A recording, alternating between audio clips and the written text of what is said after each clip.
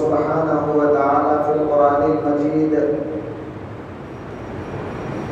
أعوذ بالله من الشيطان الرجيم، بسم الله الرحمن الرحيم.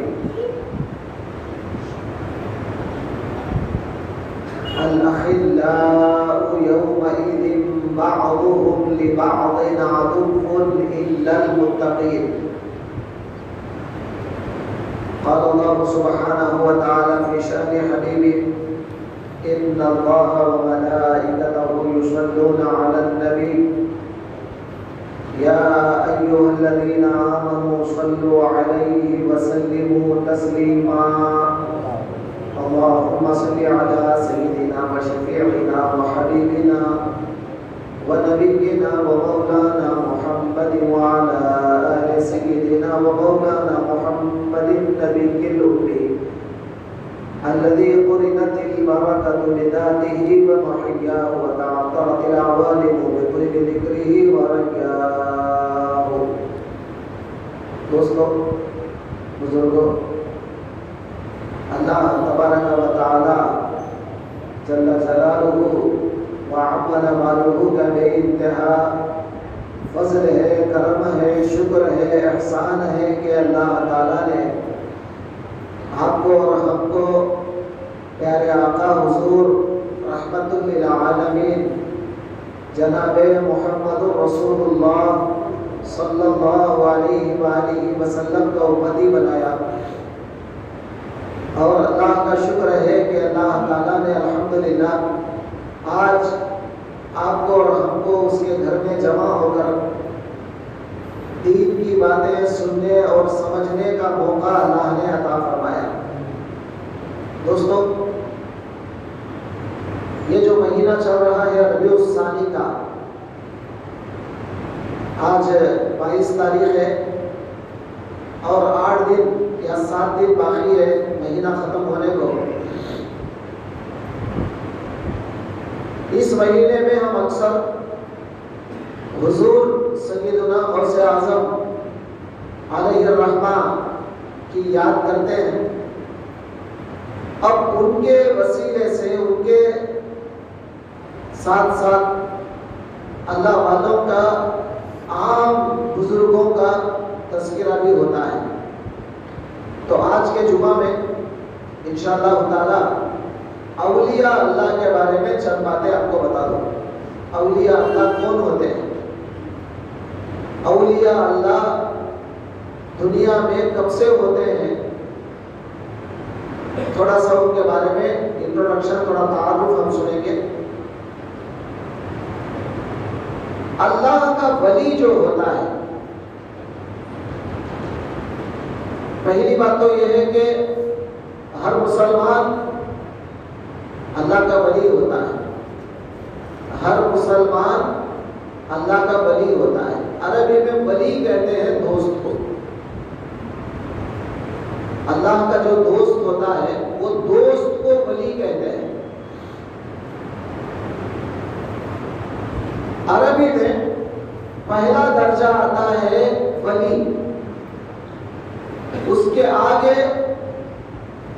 ولیوں میں الگ الگ مرتبے کے ہوتے ہیں. جیسا کہ میں نے آپ کو بتایا کہ ہر مسلمان اللہ کا دوست ہے، اللہ کا دشمن نہیں ہے. اگر مسلمان اللہ کا دشمن ہوتا تو سب سے پہلے اللہ تعالیٰ اس کو امت محمدیہ میں پیدا نہیں کرتا. یعنی حضور صلی اللہ علیہ وآلہ وسلم کی امت میں نہیں پیدا کرتا. حضور کی امت میں پیدا ہونے کا مطلب ہے کہ وہ ایک اللہ کا دوست ہے، اللہ اس کو چاہتا ہے. یہ ایمان والے جو ہیں وہ ایک عام اللہ کے دوست ہیں. مطلب دوستوں میں عام دوست الگ ہوتے ہیں، خاص دوست الگ ہوتے ہیں. اب یہ خاص جو دوست ہوتے ہیں عام طور پر لوگ ان کو اللہ کا ولی کہتے ہیں. اور ایک بات یاد رکھ لیں، اللہ کا ولی انتقال کے بعد اللہ کا ولی ہم سمجھتے ہیں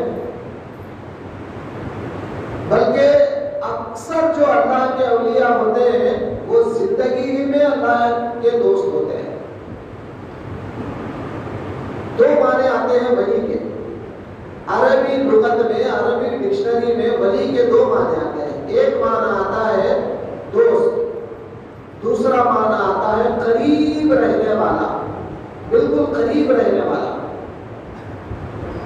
اب مثال کے طور پہ اب آپ شادی بیاہ کرتے ہیں تو شادی کا جو دفتر ہوتا ہے، آپ حافظ صاحب کے پاس آپ دیکھیں گے دفتر میں جب لکھتے ہیں تو اس میں کالم ہوتا ہے ولی کا کالم، ولی شادی کے دفتر میں اس میں کالم ہوتا ہے ولی کا۔ تو وہاں پہ ولی کا معنی کیا ہے؟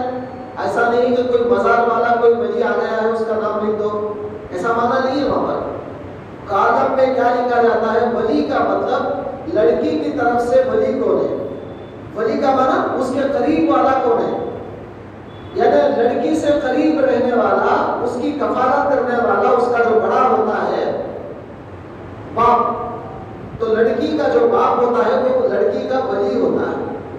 اب باپ نہیں ہے، اس کا بڑا بھائی ہے تو بڑا بھائی اس کا ولی ہوتا ہے۔ بھائی بھی نہیں ہے، چاچا ہے یا تایا ہے تو وہ اس کا ولی بنتا ہے، یا پھر دادا ہے تو دادا اس کا ولی بنتا ہے۔ تو جو بھی لڑکی کے قریب ہے اس کو کفالت کرتے ہیں، اس کو ولی کہتے ہیں۔ تو میں یہ مثال دی آپ کو سمجھنے کے لیے۔ اسی طرح جب جنازہ آتا ہے، جنازے میں عام طور پر پوچھا جاتا ہے بھائی یہ جنازے میں ولی کون ہے، تو وہاں پر ولی کا معنی کیا ہے؟ کوئی مزار کا ولی مراد نہیں ہے، بلکہ وہاں پر ولی کا مطلب کیا ہے؟ مطلب یہ میت سے قریب والا کون ہے۔ تو میت اگر باپ کی ہے تو بیٹا ولی ہے، اگر بیٹے کا جنازہ ہے تو بابا ولی ہے، اگر بھائی کا جنازہ ہے تو بھائی ولی ہے۔ تو اس طرح عربی میں ولی کہتے ہیں ایک دوست کو اور دوسرے قریب رہنے والے کو۔ اب آپ کو سمجھ میں آ گیا ہوگا، دو مثالیں میں نے آپ کے سامنے دیا۔ اب اسی طرح اللہ کا ولی کون ہوتا ہے؟ نمبر ایک، سب سے پہلے اللہ کا دوست ہوتا ہے، اور نمبر دو اللہ کے قریب رہنے والا۔ اب یہاں قریب کا مطلب جسم سے قریب رہنا مطلب نہیں ہے، کیونکہ اللہ تعالیٰ تو جسم سے کوئی تعلق نہیں آتا۔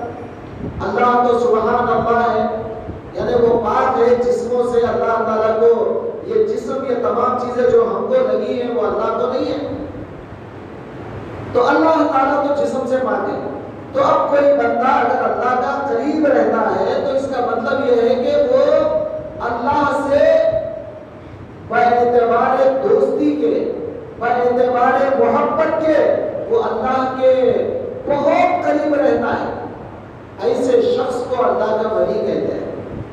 دوستو، اب اللہ کے اولیاء کب سے ہیں؟ عام طور پر ہمارے دماغ میں کیا بیٹھا ہوا ہے؟ توجہ کریں، آج کل لوگوں کے دماغ میں کیا بیٹھا ہوا ہے؟ اللہ کے ولی بولے تو پیغمبر چلے جانے کے بعد، حضور بھی جانے کے بعد، صحابہ چلے جانے کے بعد، ان کے بعد جو بڑے بڑے اولیاء اللہ آئے وہ لوگ اللہ کے ولی ہیں، ایسا سمجھتے ہیں ہم لوگ۔ یہ غلط ہے، یہ غلط ہے۔ اصل میں اللہ کے اولیاء جب سے دنیا بنی ہے اس زمانے سے اللہ کے اولیاء ہیں۔ یہ حضور کے بعد کی پیداوار نہیں ہے، صحابہ کے بعد کی پیداوار نہیں ہے، بلکہ اللہ کا ولی جو ہوتا ہے وہ پہلے سے موجود ہے، پہلے سے رہتا ہے۔ جب سے دنیا بنی اس زمانے سے اللہ کے اولیاء ہیں۔ اور اللہ کے اولیاء اگر دنیا میں نہ ہو، اللہ کے دوست اگر دنیا میں نہ ہو، یہ دنیا ختم ہو جائے گی۔ آج بھی دنیا اگر قائم ہے تو اللہ کے دوستوں کی وجہ سے قائم ہے۔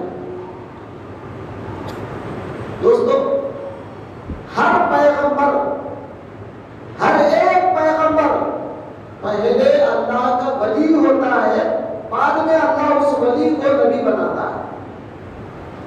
آپ دیکھ لیجئے حضرت ہارون علیہ السلام، یہ موسیٰ علیہ السلام کے بھائی ہیں،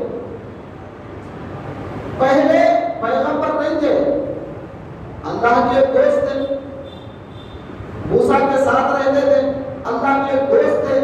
لیکن حضرت موسیٰ علیہ السلام نے جب دعا فرمایا وزيرا من أهلي هارون أخي اشدد به أزري وأشركه في أمري.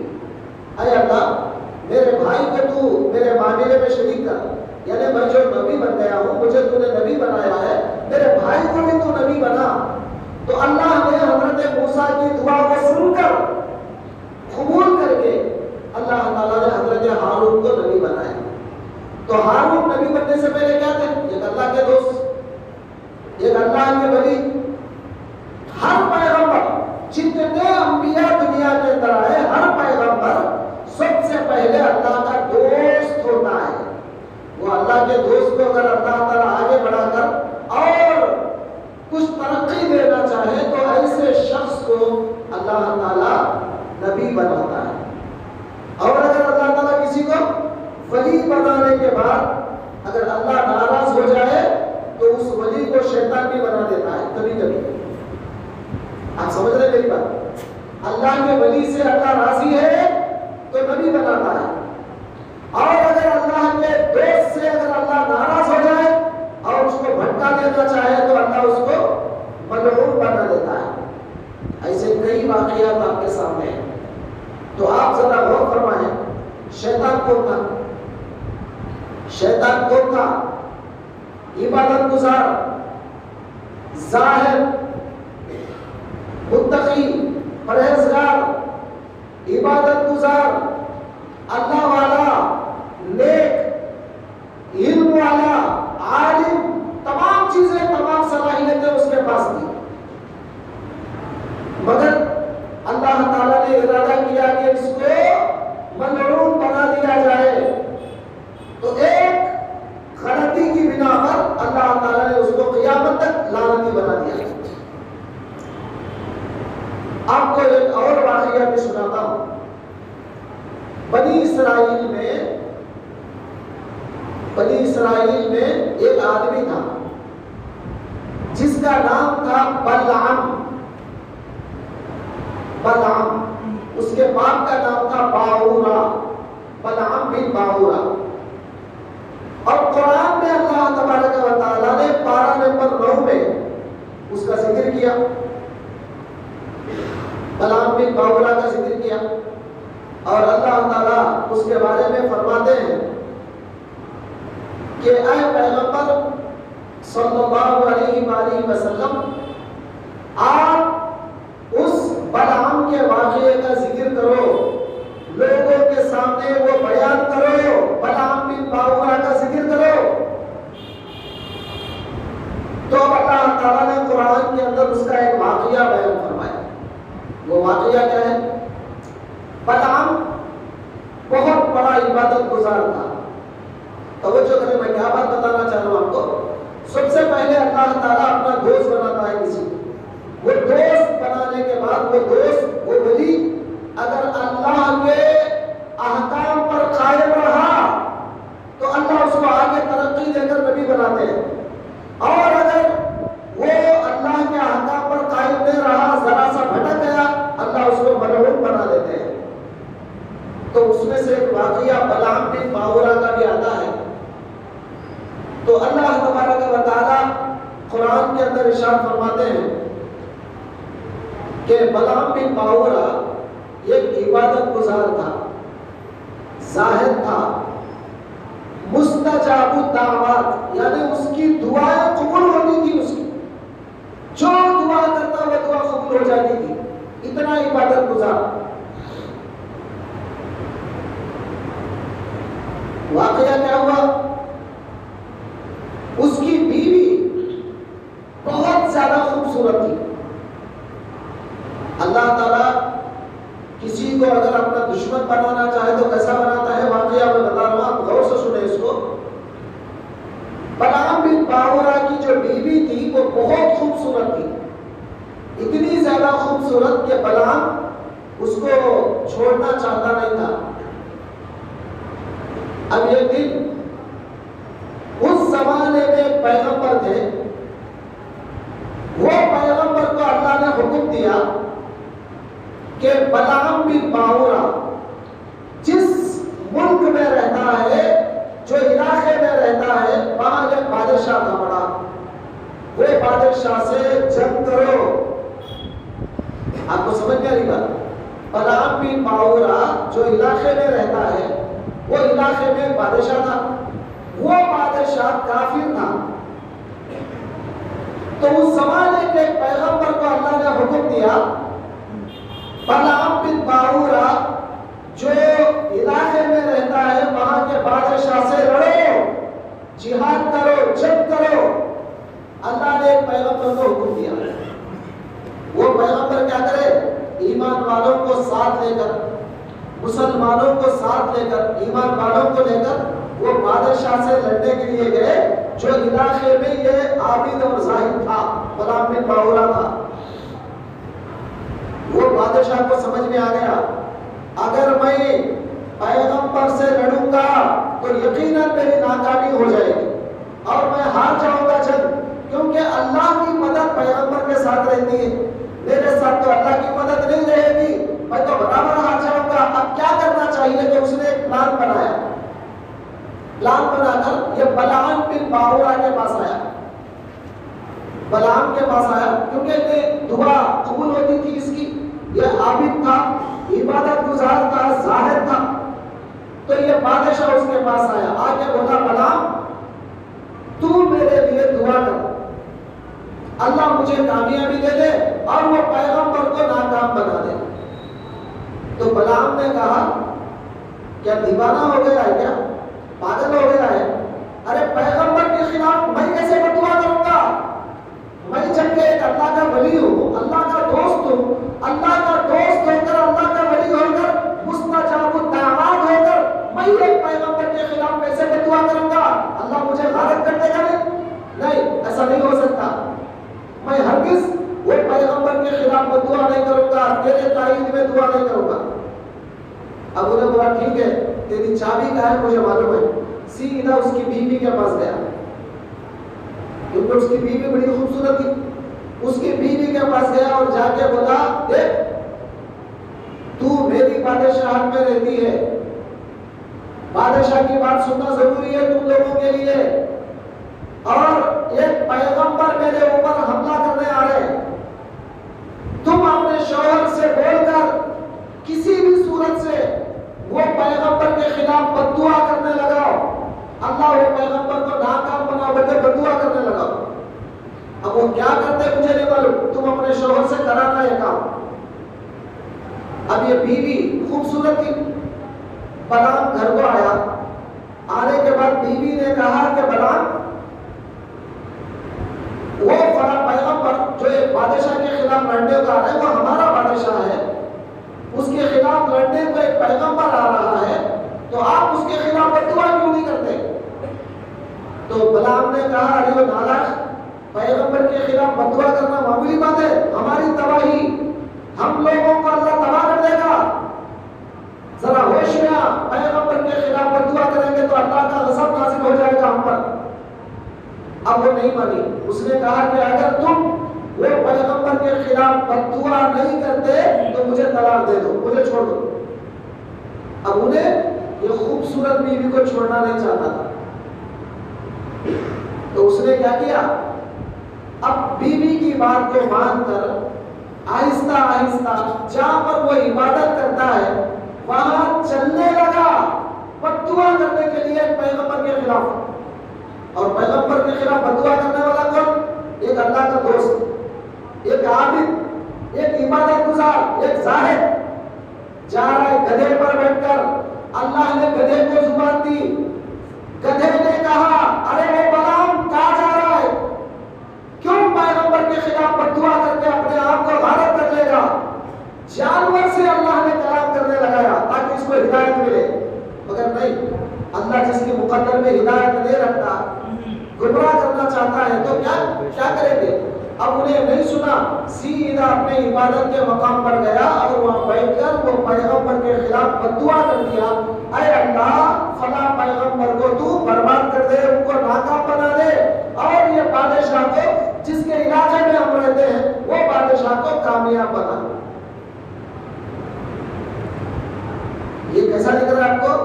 جیسا کہ آپ کافروں کے علاقے میں رہ رہے ہیں اور کافر جو لیڈر ہے اس کی تائید میں آپ دعا کر رہے، اے اللہ ہمارے لیڈر کو کامیاب بنا دے، اور وہ لیڈر بڑا لیڈر بن کے مسلمانوں کو مارے گا۔ آپ سمجھ رہے؟ ایسی مثال ہے۔ ہم آج کل کیا کرتے ہیں، اتنے نہ سمجھ ہم لوگ ایک لیڈر کے لیے کامیابی کی دعا کرتے ہیں، اللہ فلاں لیڈر کو کامیابی دے دے۔ یہ نہیں سوچتے وہ لیڈر مسلمانوں کا خیر خواہ ہے یا مسلمانوں کا دشمن ہے، یہ نہیں سوچتے۔ دعا کر کوئی آ گیا دعا کرنے کے لیے دعا کر دیتے ہیں کہ فلاں لیڈر کو اللہ کامیاب بنا دے، اور وہ لیڈر بنا بن کر مسلمانوں کے سر پہ بیٹھ کر مسلمانوں پہ حملے کراتا ہے۔ اللہ تعالیٰ کو کیا جواب دیں گے ہم؟ اتنا بھی ڈر ہم کو اللہ کا نہیں ہے۔ سیم یہی حالت تھی وہاں پر بھی، وہ بادشاہ چونکہ اس کے علاقے میں بلعام رہتا تھا، اس نے جا کر بد دعا کر دیا ایک پیغمبر کے خلاف، اور یہ بادشاہ کی تائید میں دعا کی۔ اللہ نے کیا کیا؟ وہ بلعام کی دعا کو قبول کر لیا۔ توجہ کریں، اللہ کے بھی کیسے عجیب مراحل ہیں، کیسے عجیب مسائل ہیں اللہ کے۔ اللہ نے کیا کیا؟ یہ بلعام کی دعا قبول کر لیا، اور وہ جو پیغمبر تھے ان کو ناکام بنا دیا۔ بادشاہ کامیاب ہو گیا، ایک ظالم بادشاہ، کافر بادشاہ کامیاب ہو گیا، اور یہ اللہ والا یہ پیغمبر ناکام ہو گیا۔ کس کی وجہ سے؟ ایک ولی کی دعا سے۔ توجہ کر رہے ہو؟ مگر جیسے ہی وہ پیغمبر کے خلاف بد دعا کرا، اللہ نے اس کی ولایت کو چھین لیا، اس کی ولایت کو ختم کر دیا۔ اب جو اللہ کا ولی تھا، اب ولایت ختم ہو گئی۔ اللہ کا جو دوست تھا، وہ دوستی ختم ہو گئی، کیونکہ وہ اللہ کے دشمن کی تائید کیا ہے، ایک بادشاہ کی تائید کیا ہے، پیغمبر کے خلاف ہو گیا ہے۔ ہوا کیا؟ پیغمبر کو ناکامی ہوئی اور بادشاہ کو کامیابی ہو گئی۔ اب ایک دن خیر وہ پیغمبر کو چلے گئے ناکام ہو کر، اللہ سے دعا کیا، مولا تیری کیا مصلحت ہے، کیا بات ہے کہ تو نے مجھے ناکام بنا دیا، ایک بادشاہ کے سامنے مجھے ذلیل کر دیا، تو نے کیا کر دیا؟ اللہ کے پیغمبر نے جب دعا کیا تو اللہ نے کہا، اے پیغمبر فلاں ایک میرا بندہ ہے، وہ میرا بہت عبادت گزار تھا، بہت زیادہ میری عبادت کیا تھا، اس کا کچھ حصہ میں اس کو دنیا میں دینا باقی تھا، اب اس لیے میں نے اس کی دعا قبول کر لیا، کیونکہ اس نے تمہارے خلاف بد دعا کیا تھا، میں نے اس کی دعا قبول کر لیا۔ اب میں نے اس کو ولایت کے سب میں سے نکال دیا، اور اس کو میں نے میرا دشمن بنا دیا، لعنتی بنا دیا۔ اب میں آئندہ اس کی کوئی دعا قبول نہیں کروں گا، البتہ ابھی اس کی عبادت کا صلہ مجھے دینا ہے، 3 دعائیں قبول کروں گا اس کی، 3۔ اب آئندہ کیا کروں گا؟ اور 3 دعائیں قبول کروں گا، بس اس کے بعد کوئی دعا قبول نہیں کروں گا۔ اب ایک دن یہ پیغمبر اور یہ بلعام دونوں کی ملاقات ہوئی۔ آپ کو سمجھ میں آ رہا ہے واقعہ؟ یہ پیغمبر جو ہار گئے تھے، یہ بلعام جو بد دعا کیا تھا، یہ دونوں کی ملاقات ہوئی۔ ہونے کے بعد بلعام نے، وہ پیغمبر نے کہا بلعام بن باورا سے، ارے وہ نالائق، اللہ نے تجھے دوست بنایا تھا، اللہ نے تو تجھے ولی بنایا تھا، صاحب متقی پرہیزگار تھا، تو میرے خلاف کیوں بد دعا کیا، اور اللہ سے تو نے دشمنی کیوں بول لیا؟ خیر اب جو بھی ہوا ہو گیا، تیرا معاملہ، تو ملعون بن گیا، مگر اللہ تعالیٰ کہتا ہے کہ تیرے 3 دعائیں اللہ کے پاس ہیں، 3 دعائیں اللہ قبول کرے گا، اس کے بعد تجھے لعنتی بنا دے گا، تیری کوئی دعا قبول نہیں ہو جائے گی۔ اب وہ بلعام کیا کرا؟ ٹھیک ہے 3 دعائیں تو بچ گئے ہیں نا، چلو آخرت میں توبہ کر لوں گا، آخرت مانگ لوں گا، بول کے سوچ رہا تھا۔ اتنے میں اس کی بیوی کو پتا چلا، اس کی بیوی کو، اب بات چھپتی نہیں ہے، یہاں سے وہاں سے کسی نہ کسی کے ذریعے سے بیوی کو پتا چل گئی بات کہ میرے شوہر کے پاس 3 قبول ہونے والی دعائیں ہیں، اور جو پوچھے گا اللہ قبول کر لے گا۔ تو یہ بلعام کی بیوی نے کہا، بلعام میں نے سنا کہ تمہارے پاس 3 دعائیں ہیں، ایک دعا میرے واسطے کرو، ایک دعا میرے واسطے کرو، بس 2 دعائیں تم کر لو اپنے لیے، کیا کرتے کر لو، مگر ایک دعا میرے واسطے کرو۔ کیا؟ اللہ مجھے اور خوبصورت بنا دے، اور زیادہ خوبصورتی دے دے۔ بلعام بولا، ارے نالائق، ابھی تو تم بہت خوبصورت ہے، اور خوبصورتی لے کے کیا کرے گی؟ انہیں بھائی تم کو کیا کرنا ہے، تمہارے پاس تو دعائیں ہیں نا، بس تم ایک دعا میرے واسطے کر دو۔ اب اس نے ہاتھ اٹھا کر اللہ سے دعا کیا، پروردگار بلعام یہ میری بیوی کو خوبصورت بنا بے حد خوبصورت بنا دیا اس کی بیوی. اب جب خوبصورت ہو گئی پری کی طرح، اب شوہر کہاں سے کام آئے گا؟ اب روزانہ نوجوان لڑکوں کو گھر بلاتی تھی اور بدماشیاں کرتی تھی. اب دیکھا بلام اس کو غصہ آ گیا. اب اس نے دوسری دعا بھی کر دیا، بدعا کر دیا، اے اللہ اس کو سور بنا دے. تو دوسری دعا بھی ختم ہو گئی. اب ایک دعا بچ کر تھی اس کی. تو آزو بازو جو لوگ ہیں وہ لوگ آ کے بولے ارے بھائی یہ تیری بیوی ہے، آخر کار وہ سور بن گئی ہے، اب کیا کرے گا؟ تیری بیوی ہے، اسے بچا لے، کچھ تو بھی کر. اب اس کو دوبارہ دعا کر پھر انسان بن جائے.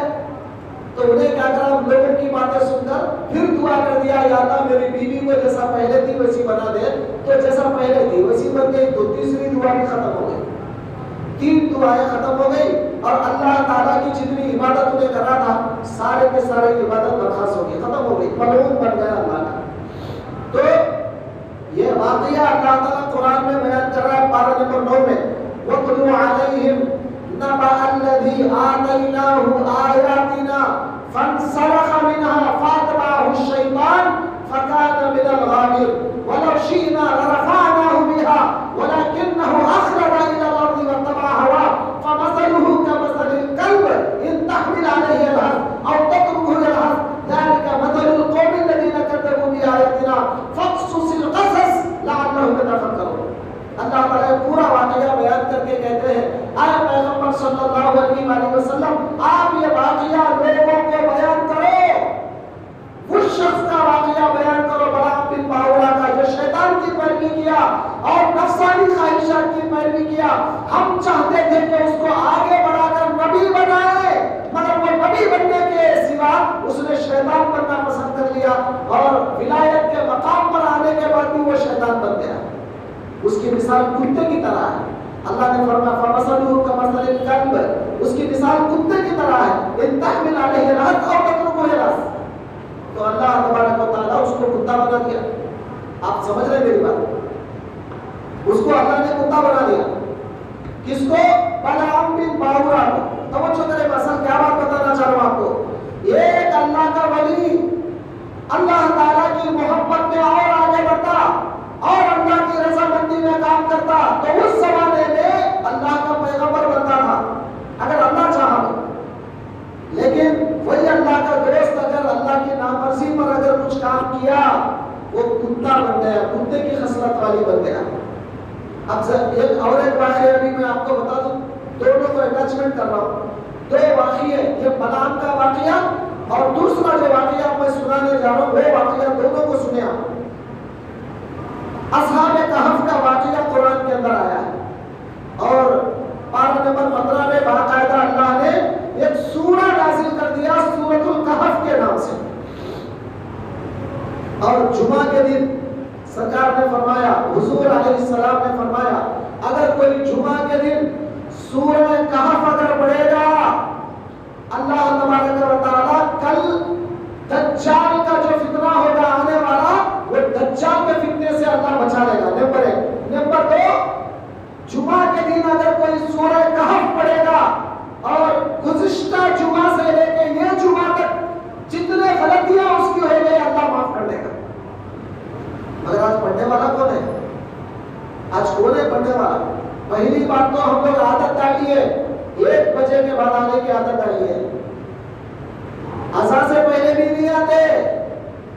ہم نواب صاحب ہیں، نواب صاحب، اور یہ نوابی اللہ کے سامنے نہیں چلتی. دوستو یاد رکھو اللہ کے سامنے نوابی نہیں چلتی. ہم اللہ کے سامنے ذلیل و خوار بندے ہیں مولا کے. جب اللہ کے ذلیل و خوار بندے ہیں اللہ کے گھر میں جب دعوت دی جاتی ہے آج نماز کے لیے سب سے پہلے آ کر آپ کو بیٹھ کر اللہ کو یاد کرنا چاہیے. مگر آج ہماری فطرت کیا ہے؟ بیان ہو جاتا ہے آخری ختم میں رہتا ہے ایک آتے ہیں خطبہ شروع ہوتا ہے جب آگے 2 رکعت ٹھوک مار کر نکل جاتے ہیں. یہ سمجھ لیتے ہیں کہ میں نے جمعہ پڑھ لیا. کیا یہ طریقہ ہے ہمارا؟ کیا اللہ تعالیٰ نے ہم کو یہ طریقہ بتایا؟ ارے نبی علیہ السلام نے تو فرمایا اذان ہوتے ہی مسجد میں جو پہلے آئے گا اللہ تعالیٰ اس کو 1 اونٹ ذبح کرنے کا ثواب عطا فرمائے گا. ایک اونٹ ذبح کر کے خیرات کرنے کا ثواب. دوسرے نمبر پر ایک گائے, تیسرے نمبر پر بکرا.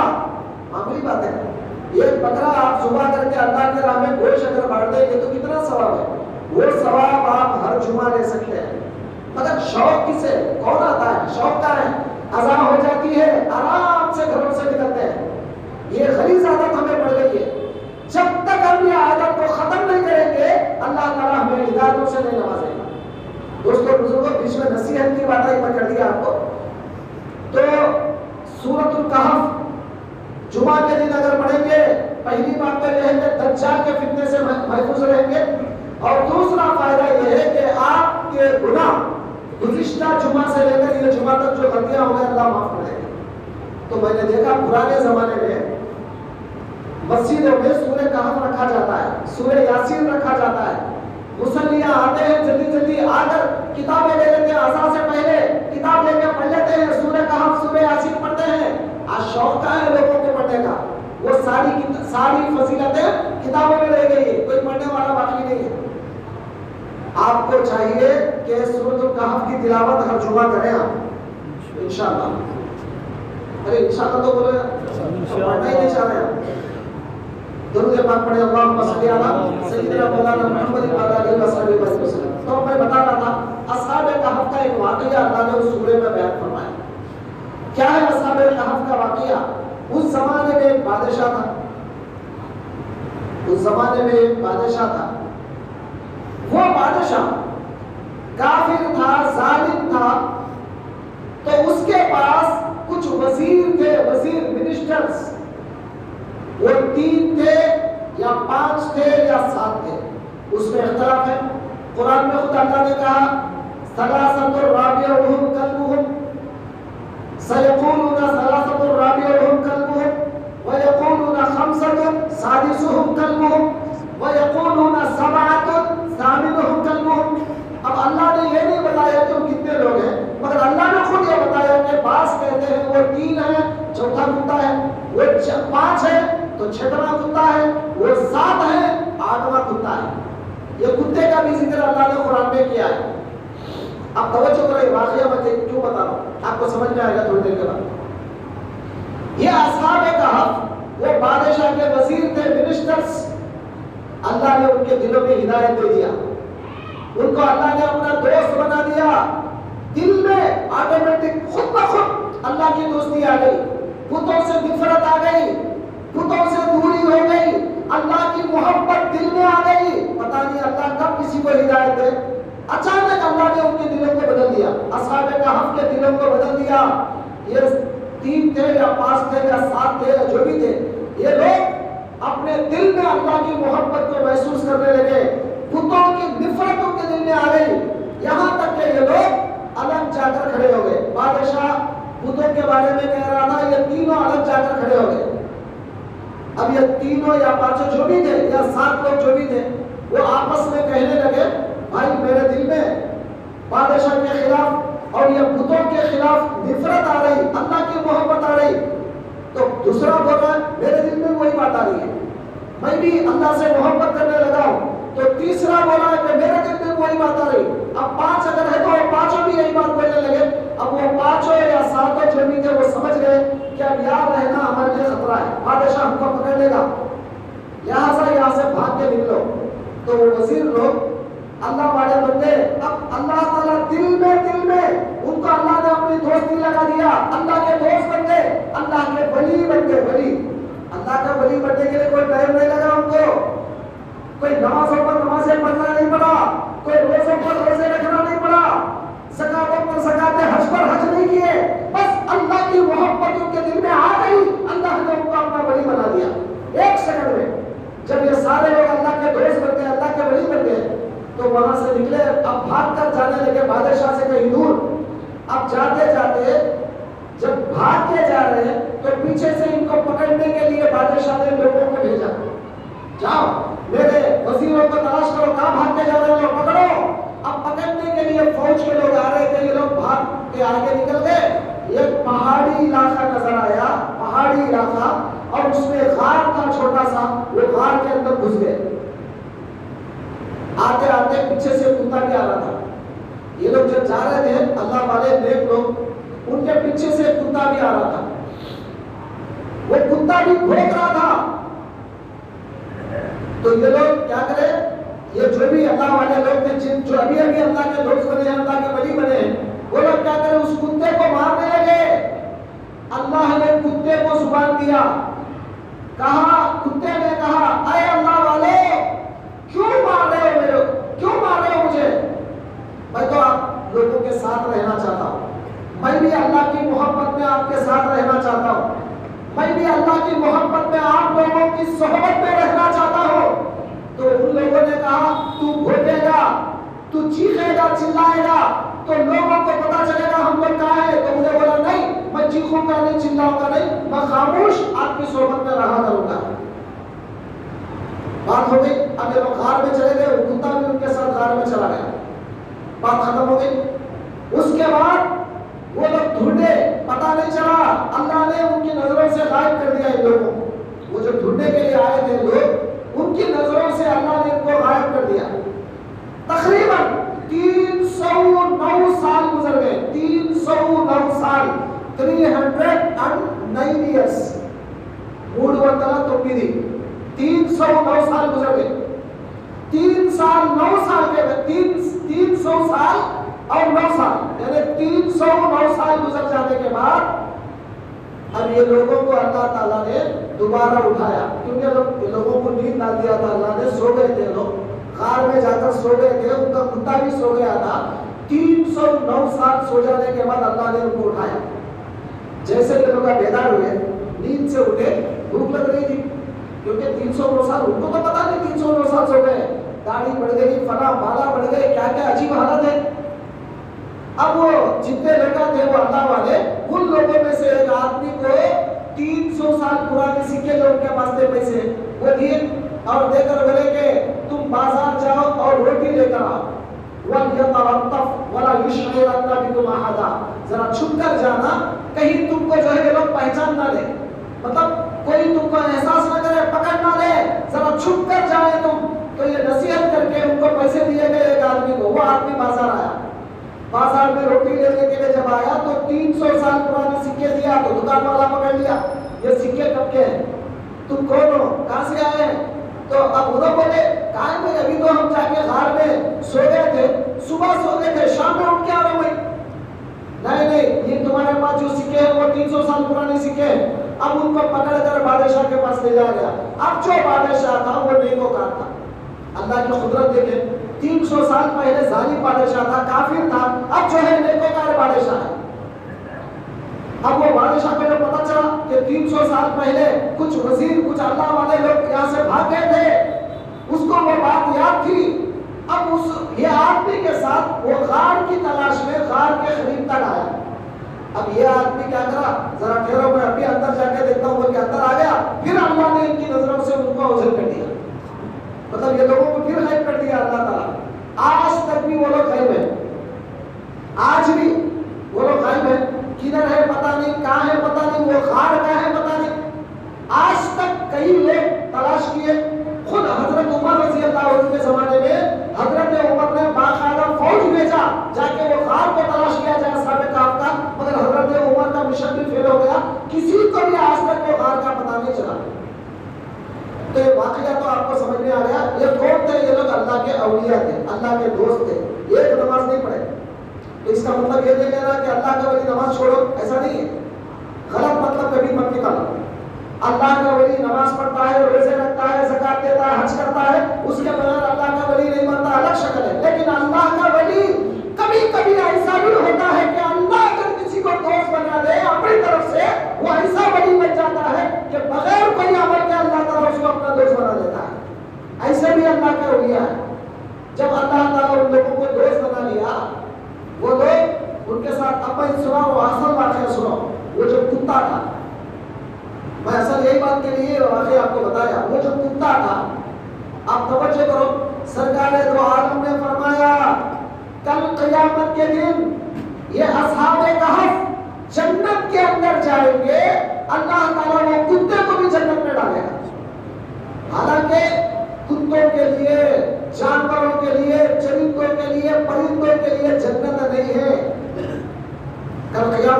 کیا ہوگا؟ صرف انسانوں کو اور جنوں کو، یہ دونوں کو اللہ کے پاس حساب دینا پڑے گا، صرف دونوں کو، جنات کو اور ہم لوگوں کو، انسانوں کو، بس اس کے علاوہ کوئی بھینس ہے، بیل ہے، جانور ہے، کتا ہے، بلی ہے، ان لوگوں کو نہ ثواب ہے، نہ عذاب ہے، نہ دوزخ ہے، نہ جنت ہے۔ پھر کیا ہوگا ان کا معاملہ؟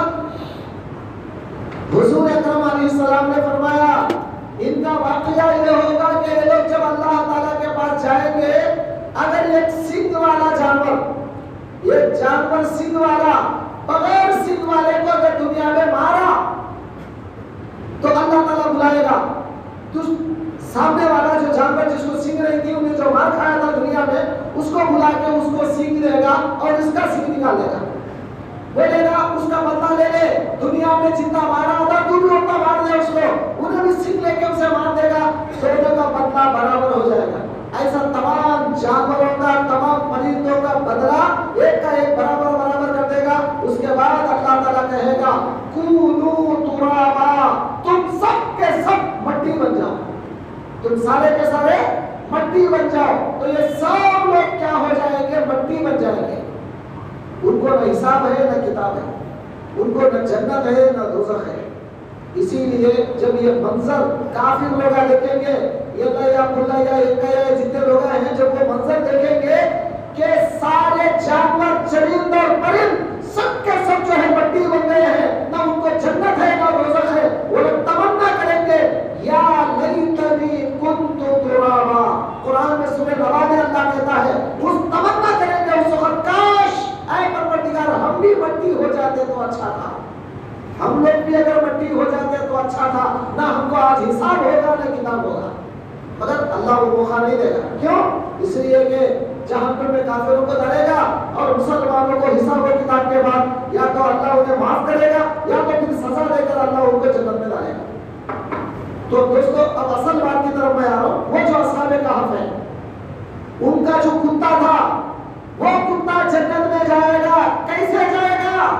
اب وہ کتے کو اللہ تعالیٰ انسان کا جسم عطا کرے گا، جیسے انسانوں کا جسم ہے وہ جسم عطا کرے گا، اور اندر اس کا جو دل تھا وہ دل اللہ والوں سے محبت کرنے والا دل تھا، اولیاء اللہ سے محبت کرنے والا دل تھا، اولیاء کی صحبت میں رہنے کا دل تھا، وہ دل کی وجہ سے اللہ اس کو جسم دے گا انسانوں کا اور جنت کے اندر ڈالے گا اس کتے کو۔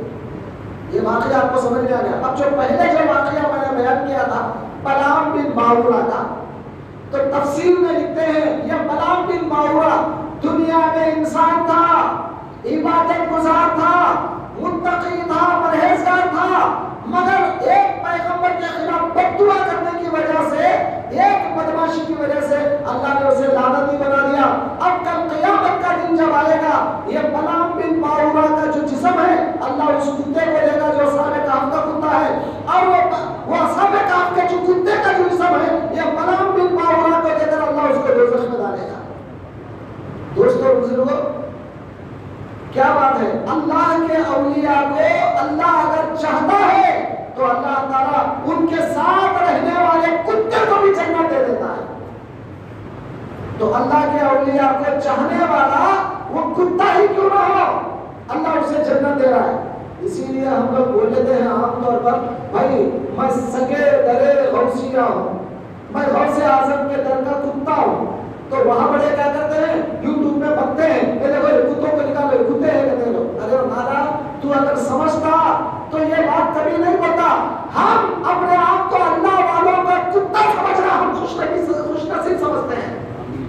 اللہ والے جو بڑے بڑے اہل اللہ ہوتے ہیں جی، ان کے صدقے میں اگر ہم بخشے گئے تو بہت کچھ ہوگے۔ تو اللہ کے اولیاء کا مرتبہ معمولی نہیں ہوتا۔ اللہ کے اولیاء ہر آن اپنا مقام اور مرتبہ رکھتے ہیں، اسی لیے اللہ تعالیٰ قرآن میں ان واقعات کو ذکر کیا ہے۔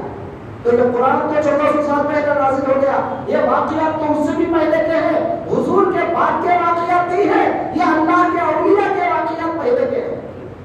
تو اللہ کا ولی پہلے سے ہوتا ہے۔ آخری بات پڑھ کر بات ختم کر دو۔ حضرت موسیٰ علیہ السلام ایک دن اللہ سے دعا کرتے ہیں، پروردگار، اے پروردگار تو کہاں ہے؟ میں تیرے سے بات تو کرتا ہوں مگر ہے کہاں تو؟ کبھی ملاقات کا موقع دے دے۔ اللہ تعالیٰ نے کہا موسیٰ فلاں گاؤں کو جاؤ، وہ گاؤں میں میرا ایک بندہ ہے، وہاں جا کے اس سے ملاقات کرو۔ فلاں گاؤں جاؤ موسیٰ، وہاں جا کر میرے ایک بندے سے ملاقات کرو۔ حضرت موسیٰ علیہ السلام وہ بندے کے پاس گئے جس کے بارے میں اللہ نے بتایا۔ وہ گاؤں گئے، اس کا نام پوچھا، لوگوں نے کہا فلاں جگہ ہے ایک آدمی، جاؤ جا کے معلوم کرو۔ وہاں گئے تو وہ آدمی بیمار تھا، پریشان تھا، بیمار تھا۔ تو حضرت موسیٰ بولے ارے یہ تو بیمار آدمی ہے، وہ بالکل کوڑ کی بیماری، مطلب بالکل بیماری میں مر رہا ہے، خرید جائے گا تو بیماری دوسروں کو لے جائے گی، کوڑ جائے گا۔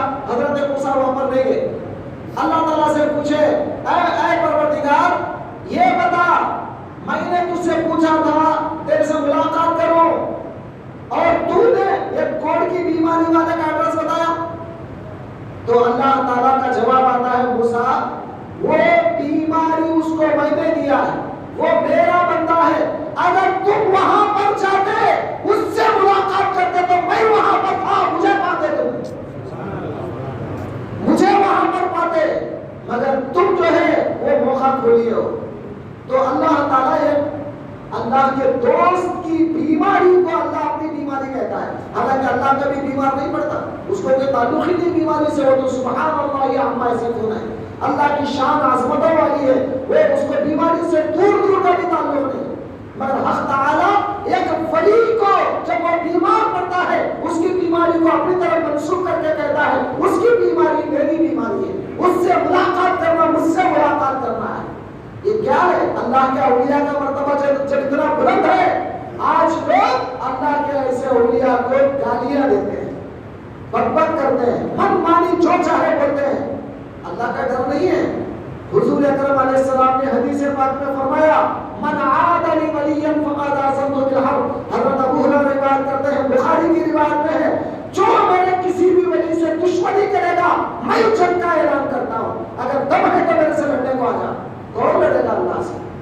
تو دوستو میں زیادہ کچھ نہیں بولا، صرف دو واقعے قرآن کے آپ کے ساتھ رکھا، صرف دو واقعے، ایک بلعام بن باورہ کا اور ایک اصحاب کہف کا، اور بیچ میں جو کتے کا جو مسئلہ آیا، دونوں میٹر کے اندر وہ کتے کی جو مطابقت آئی وہ میں نے آپ کو بتایا۔